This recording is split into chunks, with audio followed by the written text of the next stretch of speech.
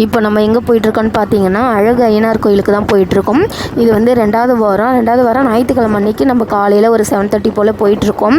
இதில் வந்து பார்த்தீங்கன்னா உங்களுக்கான வீடியோ வந்து நான் கடைசியில் வந்து ஆட் பண்ணுறேன். அது வரையும் நம்மளுக்கு வந்து லைஃப்பில் நடக்கிற ஒரு சில விஷயம் வந்து நம்ம வந்து ஃபேஸ் பண்ணுவோம் இல்லையா, அதை தான் நான் உங்கள்கிட்ட ஷேர் பண்ணலான்னு இருக்கேன். ஸோ உங்களுக்கும் நடந்திருக்கு அப்படின்னா மறக்காமல் நம்ம சேனலில் கமெண்ட் பண்ணிவிட்டு போங்க.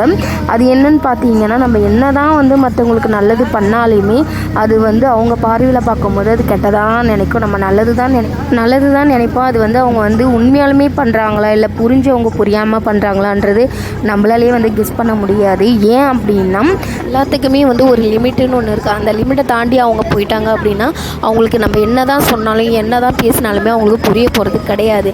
அதே போல் இன்னொரு விஷயம் வந்து நம்ம தெரிஞ்சுக்க வேண்டியது என்னன்னு பார்த்தீங்கன்னா, மற்றவங்களுக்காக எதுக்காகவும் யாருக்கிட்டையும் வந்து பகைச்சிக்கிறத ஃபஸ்ட்டு நிறுத்திக்கோங்க. உங்களுக்குன்னு ஒன்று வரும்போது யாரும் உங்கள் கூட வரப்போகிறது கிடையாது.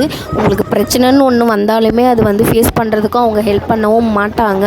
ஸோ உங்கள் வேலை என்னவோ அதை பார்த்துட்டு உங்களுக்கு என்ன சரின்னு படுதோ அதை பார்த்துட்டு அதை செஞ்சுட்டு உங்கள் வழியை பார்த்துட்டு போங்க. அதுதான் எல்லாருக்குமே ரொம்பவே நல்லது. அதே போல் நம்மள்கிட்ட பேசுகிற மனுஷனுங்க எல்லாருமே நல்லவங்கன்னு சொல்ல முடியாது, கெட்டவங்கன்னு சொல்ல முடியாது. அவங்கவுங்க மைண்ட் எப்படி இருக்கோ அதுக்கேற்ற மாதிரி தான் அவங்க வந்து பேசுகிறதா இருந்தாலும் பழகிறதா இருந்தாலும் செய்வாங்க. அதே போல் தான் நம்மளுக்கு என்ன தோணுதோ அதை செஞ்சுக்கிட்டு நம்ம கரெக்டான வழியில் போகிறோமா, நம்ம கரெக்டான ஒரு விஷயத்தை செய்கிறோமா, யாருக்கும் எந்த தீங்கு இல்லாமல் நம்ம வேலையை பார்த்துன்னு போகிறோமா அப்படின்ற ஒரு மைண்ட் செட்டில் தான் நம்ம இருக்கணும். சப்போஸ் நம்ம கூட இருக்கிறவங்க ஏதாவது ஒரு தப்பான வழிக்கு போகிறாங்க, அவங்கள வந்து நீங்கள் அட்வைஸ் பண்ணுறதை நிறுத்திக்குங்க. நம்ம ஒரு டைம் சொல்லலாம், 2 டைம் சொல்லலாம். நம்ம சொல்லிகிட்டே இருக்கும் போது அவங்க வந்து திரும்ப அந்த தப்பை செஞ்சுட்டு தான் இருப்பாங்க. அதனால நான் என்ன சொல்கிறேன் அப்படின்னா, ஒருத்தவங்க வந்து ஒரு விஷயத்த பண்ணுறாங்க, தப்புன்னு தெரிஞ்சு பண்ணுறாங்களா, ஒரு வாட்டி அட்வைஸ் பண்ணுறீங்களா, அதுக்கப்புறம் அவங்க திரும்ப அதை தான் செய்கிறாங்கன்னா அவங்க இஷ்டத்துக்கு அவங்க விருப்பத்துக்கு ஏற்ப நீங்கள் விட்டுடுங்க. அதுதான் உங்களுக்கு நல்லது ரொம்பவே. ஸோ இப்போ வந்து நம்ம அழகு ஐயனார் கோயிலுக்கு வந்துட்டோம். ஃப்ரெண்ட்டை தான் இது நீங்கள் பார்த்துட்ருக்கிறது.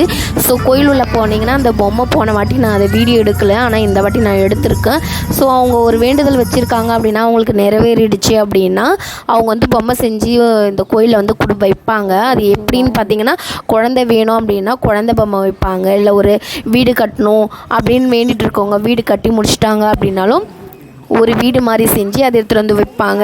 கல்யாணம் ஆகணும், என் பொண்ணுக்கோ என் பையனுக்கோ கல்யாணம் ஆகணும் அப்படின்னு சொல்லிட்டு வேண்டிக்கிட்டாலோ அது வந்து நடந்துடும் இந்த கோயிலில் வந்து கேட்கும் போது. அப்படி இருக்கும் போது அவங்க வந்து 2 பேருமே வந்து ஆண் பெண் சொல்லிவிட்டு 2 சிலையுமே எடுத்துகிட்டு வந்து மாலை போட்ட மாதிரி கல்யாணமான ஒரு உருவத்தில் வந்து அவங்க பொம்மை வந்து செஞ்சு வைக்கிறது இந்த கோயிலில் வந்து ஒரு வழக்கமாகவே இருந்துகிட்ருக்கு.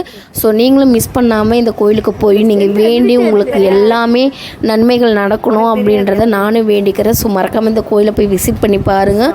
ஆல்ரெடி இந்த கோயில் எங்கே இருக்குன்றதையும் நான் உங்களுக்கு வீடியோ போட்டிருக்கேன், அதையும் மிஸ் பண்ணாமல் பார்த்துருங்க.